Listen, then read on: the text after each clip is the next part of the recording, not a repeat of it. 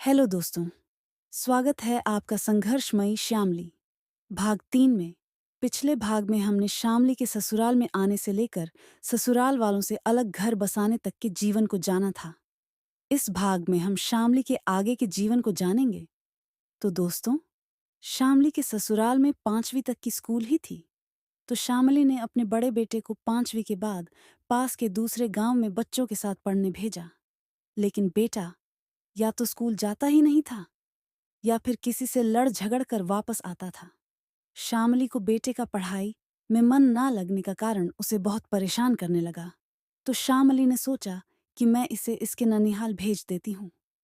वहां पर अपने मामा के पास कुछ काम सीख लेगा तो कुछ घर में पैसे भी आ जाएंगे।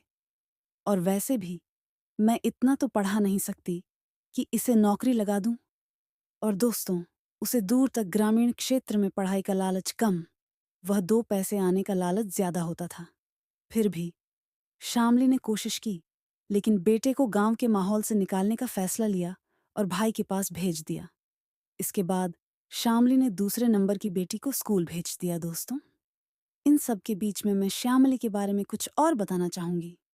तो दोस्तों, श्यामली शहर में पली बड़ी व होशियार होने के कारण गांव के बाहर से आए हुए व्यक्ति, फिर वह सरकारी कर्मचारी हो या फिर श्यामली के या फिर कोई रिश्तेदार, उनसे बेझिझक बातें करना, उनकी आओ भगत करना श्यामली के संस्कारों में शामिल था। हालांकि उसकी इस खासियत के कारण उसे परिवार वालों से व गांव वालों से बहुत कुछ सुनने को मिलता था, जिसे हम लोग ताने कह सकते हैं। सब कहते हैं, लेकिन फिर भी श्यामली कभी पीछे नहीं आती। वह हर बाहर से आए हुए व्यक्तियों को घर में बैठकर चाय पानी हो सके तो खाना तक खिलाती थी। दोस्तों, श्यामली का घर गांव में मुख्य चौक लगे या मुख्य स्थान स्कूल के पास होने के कारण हर कोई व्यक्ति पानी पीने या गांव की जानकारी लेने के लिए रुक जाता था। इसी दौरान श्यामली के गांव में एक नर्स की पोस्टिंग हो गई। दोस्तों, नर्स एक महिला गांव में अकेली रहने के कारण उसे किसी परिवार के सहारे की आवश्यकता थी। तो श्यामली है ना, वैसे भी श्यामली को हिंदी भाषा आती थी। श्यामली कुछ ही दिनों में नर्स के साथ इतनी घुल मिल गई कि उनका हर काम में, जैसे गांव में महिलाओं से मिलना, दूर दूर की धनिया में कोई भी सरकारी कार्य से नर्स के साथ जाना, उसे अपने क्षेत्र की पहचान करवाना, जैसे कार्यों में सहयोग करवाना, सब करने लगी। अब श्यामली की बीच की बेटी ने 5वीं पास कर ली थी और आगे गांव में स्कूल था, नहीं तो आगे की पढ़ाई की समस्या। श्यामली अगर इतनी किसी की मदद करे तो सामने वालों को भी सोचना पड़ता है।